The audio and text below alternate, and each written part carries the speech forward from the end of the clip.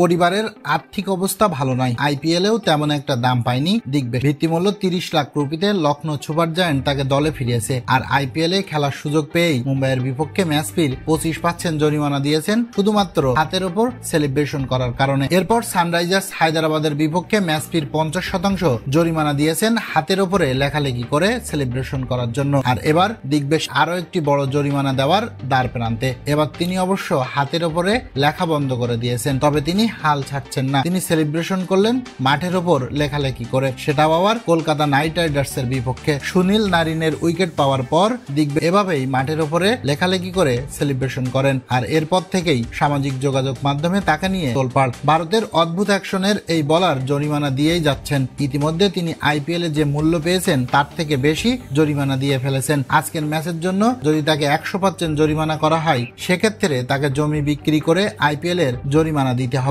IPL থেকে ক্রিকেটাররা কোটিপতি হয়ে যায়। আইপিএল খেলে ক্রিকেটাররা নিজেদের কেরিয়ার গড়ে। আইপিএল খেলে ক্রিকেটাররা নিজেদের ইনকামের পথ খুঁজে বের করে। কিন্তু সেখানে দিগ্বেশ ক্ষেত্রে হচ্ছে উল্টোটা। কেননা তিনি আইপিএল খেলে ইনকাম করবেন তো দূরের কথা, জরিমানা দিতে দিতে এবার তাকে জমি বিক্রি করতে হচ্ছে। কেননা তার পরিবারের আর্থিক অবস্থা মোটেও ভালো নয়। তাছাড়া আইপিএল এ তেমন একটা দামও পাননি। তিনি 30 লাখ টাকার মধ্যে এরই মাঝে 2 ম্যাচেই জরিমানা খাইয়ে আরো লসের মধ্যে রয়েছেন। গতকালকের ম্যাচের জন্য আজকে যদি তাকে 100% জরিমানা করা হয়, তাহলে দিগ্বেশকে লোন নিয়ে কিংবা জমি বিক্রি করেই জরিমানা পরিশোধ করতে হবে।